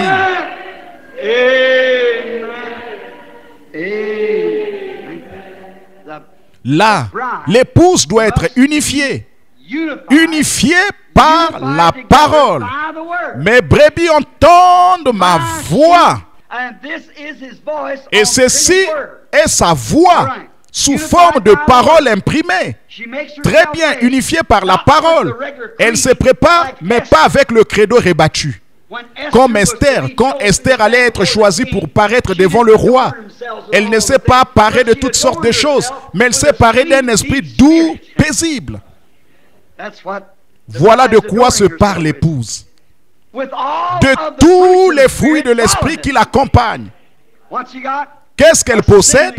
Ils s'assemblent dans la communion de la parole. Amen. La communion de la parole, c'est vrai. Ils sont en communion assis ensemble dans les lieux célestes en Jésus-Christ ce soir. Un même accord, un même lieu, un même esprit, une même pensée, une même espérance, un même Dieu, un même but. Amen. Voyez, voilà, c'est ça. Chaque fois que la Bible dit quelque chose, nous disons Amen. Nous ponctuons chaque parole d'un Amen. Jésus-Christ le même hier, aujourd'hui, éternellement. Amen. Répentez-vous et soyez baptisés au nom de Jésus-Christ. Amen. Voyez-vous, pour tous, c'est Amen, Amen, Amen. Jusqu'au bout, voyez-vous, dans la communion. Les fruits de l'esprit, elle, qu'est-ce qu'elle possède? Le fruit de l'esprit, qu'est-ce que c'est? La joie qu'elle a dans son cœur, de savoir qu'il vient bientôt. Amen et amen, amen. Oui, la paix de l'esprit. Pourquoi? La paix de l'esprit. La paix de l'esprit, de savoir quoi?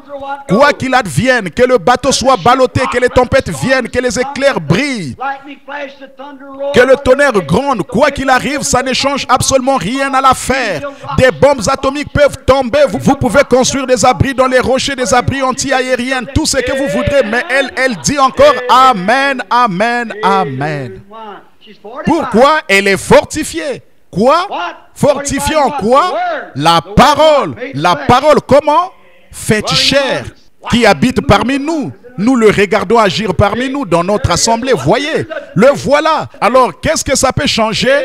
Amen. Que le conflit se poursuive. J'ai ancré mon âme dans le port du repos. Je ne naviguerai plus les mers. La tempête peut s'élever alentour, mais en Jésus, je suis à l'abri. Vous dites que vous êtes en Jésus et ensuite vous niez sa parole. Quelque chose ne va pas. Il dit toujours Amen à sa propre parole. Vous le savez, c'est vrai. Très bien. Nous nous assemblons pour être en communion. La joie, un des fruits de l'esprit, la paix de l'esprit et la foi dans la parole. La paix, la joie, la foi, la longanimité, la patience, la bonté, la foi. Quelle sorte de foi? De quelle manière utilisez-vous votre foi pour combattre dans le conflit? Allez-vous utiliser votre foi en la mettant dans une théorie, un raisonnement, quelque chose comme ça? N'est-il pas raisonnable que la plupart des gens viennent à cette église-ci? N'est-ce pas la grande église? Non, monsieur, ça ne l'est pas. Si cette église ne prêche pas chaque parole de cette Bible et ne dit pas Amen à chaque parole qu'elle contient, qu'elle ne croit pas chaque signe, chaque prodige, et qu'on ne voit pas ceci à l'œuvre parmi eux, à votre place, moi, je m'en éloignerai. Qu'elle soit grande ou petite, voyez, la foi, l'amour, la joie, la paix et la foi dans la parole. Laissez donc Satan braquer ses canons. Nous sommes ancrés. Amen. Nous ne prétendons pas être des gens importants. Nous ne sommes pas des gens importants aux yeux du monde. Nous sommes des gens humbles, des paysans. Les richesses du monde ne nous intéressent pas. Mon ami, ce soir, j'ai commencé à prêcher cet évangile. Il s'est fait tard, alors je vais m'arrêter là, regarder pour ce soir. Nous avons commencé à prêcher il y a quelques 30 ans ou 31 ans. Vers 1930, 31, quelque chose comme ça, j'ai commencé à prêcher l'évangile. J'ai prêché ce même message, sans jamais varier. parce qu'il est la vérité. Je m'en tiens strictement à cela. Maintenant, ce soir, je suis un homme d'âge mûr. J'ai 53 ans, je suis grand-papa. Je l'aime encore plus qu'à cette époque-là, parce que je l'ai vu agir dans plus d'épreuves et de combats. Et j'ai vu, quand je suis arrivé au point où la tentation était tellement forte, quand j'ai dit quelque chose comme Noé dans l'arche, ceci arrivera. Maintenant, regardez bien. Oh miséricorde, oh Dieu, qu'est-ce que ça arrivera? Restez là, ça arrivera. Le soleil poursuit sa course, ça arrivera. Comment le savez-vous, frère Branham? Dieu l'a dit, ça arrivera, il le faut. Dieu l'a dit. Alors j'ai ancré mon âme dans le port du repos. En Jésus, je suis à l'abri pour toujours. Quoi qu'il advienne, prenons-le de cette manière. Maintenant, inclinons la tête pour lui rendre grâce. Y a-t-il quelqu'un ici ce soir qui ne le connaît pas et qui ne s'est pas ancré de cette manière-là? Vous n'avez jamais vraiment pris position pour la parole de Dieu et vous aimeriez dire, frère Branham, je vais lever la main et dire, pensez à moi dans la prière. Je n'ai jamais pris une telle position de faire confiance à Dieu, quoi qu'il arrive. D'accepter sa parole, peu importe ce que n'importe qui peut dire ou faire, de continuer à croire sa parole. Je voudrais que vous priez pour moi, frère Branham. Je crois que le conflit fait rage et j'ai pris position pour... Je n'ai encore jamais pris position. Je veux le faire, me ranger du côté de Dieu et de la parole. Alors, combien d'entre vous ont déjà pris position et se tiennent derrière la parole du Seigneur? Levez la main, dites, je suis tellement reconnaissant de l'avoir fait. Que Dieu vous bénisse, 100%. Que Dieu soit loué. Même les petits-enfants lèvent la main. Oh là là. Oh, comme c'est réel. Les lieux célestes en Jésus-Christ, fortifiés par la parole. Fortifiés par la parole avec la présence de l'Esprit ici, qui nous donne la confirmation, la preuve, comme il avait fait dans les débuts. Le même évangile, les mêmes signes, les mêmes prodiges, le même Dieu, la même parole, accomplissant les mêmes choses. Des gens qui s'élèvent, l'Esprit descend sur des personnes qui ont un don de prophétie et ils prophétisent. Quelqu'un s'élèvera, l'Esprit descendra sur eux pour qu'ils parlent en langue. Ils parleront en langue, puis se tairont et quelqu'un d'autre interprétera ça. Et ça s'accomplira. Oh là là, nous voyons les grandes puissances qui ont été données par le Saint-Esprit, qui transforment nos vies et qui nous fait quitter une vie de péché, qui fait de nous de nouvelles créatures en Jésus-Christ. Combien nous remercions le Seigneur Jésus-Christ. Père céleste, qu'il fait bon d'être assemblé avec ces groupes de tes enfants ce soir. Ceux qui demeurent ici à Clarksville. Je suis si content de voir cette église qui va de l'avant, de voir le pasteur. Pas un seul incroyant parmi les gens. Tous dans le refuge. Oh, combien nous t'en remercions, Père. Je repense à l'histoire de cette petite antilope qui un jour était sortie du refuge et une meute de chiens la poursuivait. Elle courait de toutes ses forces. Quand elle est arrivée à la clôture qui entourait le refuge, elle a sauté par-dessus. Elle était si heureuse. Elle s'était brouée et elle s'est retournée pour regarder cette meute parce qu'elle était en sécurité. Ils ne pouvaient pas grimper par-dessus la clôture. Ils n'étaient pas constitués pour ça. S'ils avaient touché la clôture, une décharge électrique les aurait projetés en arrière. C'est la même chose pour nous, Seigneur. Quand nous nous mettons à l'abri derrière la clôture, la parole de Dieu, alors la puissance électrique du Saint-Esprit garde notre ennemi à distance. Il ne peut pas sauter par-dessus la clôture. Il n'est pas fait pour ça. Père, nous te remercions de nous avoir fait de telle manière que nous puissions sauter, nous mettre à l'abri, Seigneur, en Jésus-Christ. Nous sommes tellement contents, Seigneur, à l'abri pour toujours. Maintenant, nous te prions de bénir cette petite église, son pasteur, ses bien-aimés. Bénis tous ceux qui sont ici ce soir. Bénis chaque ministre. Nous prions pour notre précieux et des plus distingués frère Neville. Voilà que Satan hier a essayé de le retirer de la scène en l'envoyant s'écraser contre cette voiture. Elle a essayé de faire quelque chose de mauvais, mais tu étais là sur la scène. Oh Dieu, il a essayé de me prendre l'autre jour là-bas au stand de tir, mais tu étais là sur la scène. Il a essayé de prendre frère William Craze quand il s'est écrasé contre ce poteau, mais tu étais là sur la scène. Oh, qu'il fait bon te connaître. Comme l'a dit une fois le poète, qu'il est doux de se confier en Jésus, de le croire sur parole, de se reposer sur la promesse, de connaître l'ainsi dit le Seigneur. Combien nous te remercions pour ceci. Bénis nos âmes, pardonne nos péchés, guéris la maladie, Seigneur, qui habite parmi nous.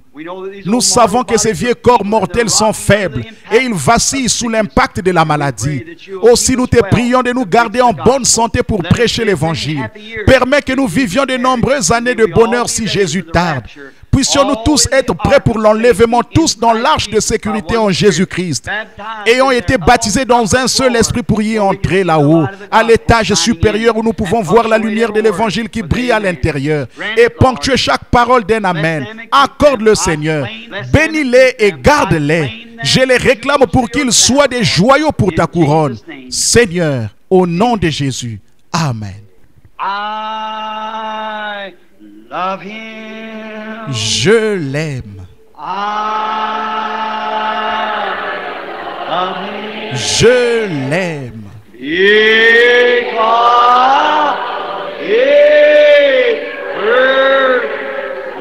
Parce qu'il m'a aimé le premier.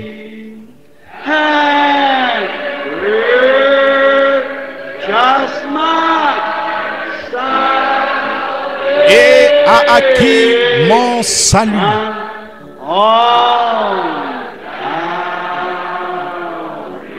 Sur le bois du calvaire. Maintenant, comme nous le savons, la parole parfois est tranchante, mais nous l'aimons comme ça. La parole de Dieu, selon Hébreux 4, est plus tranchante qu'une épée à deux tranchants. Elle retranche tout, deux tranchants, elle coupe à l'aller et au retour. Et elle est aussi plus efficace, plus vivante, tranchant jusqu'à partager la moelle des os. Et elle discerne les pensées et les intentions du cœur. Qu'est-ce que c'est? La parole. La parole. Voyez? Et maintenant, après ce message dur et vraiment tranchant que nous avons eu, l'avez-vous apprécié? Oui, monsieur, le conflit. N'êtes-vous pas heureux d'être fortifié ce soir? Ça fait grandir la foi, la force et l'espérance de l'Église. Oh, Christ est le roc où je me tiens. Tout le reste est sable mouvant. Maintenant, adorons-le simplement pendant 2 ou 3 minutes si vous le voulez bien. Fermons simplement les yeux, levons les mains. Chère sœur, donnez-nous la note pour « Je l'aime » si vous le voulez bien. Je l'aime. Laissez-vous simplement aller maintenant. Adorez.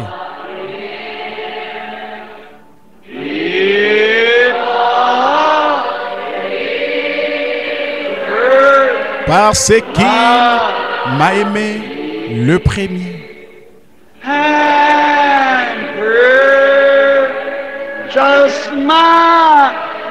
Et a acquis mon salut.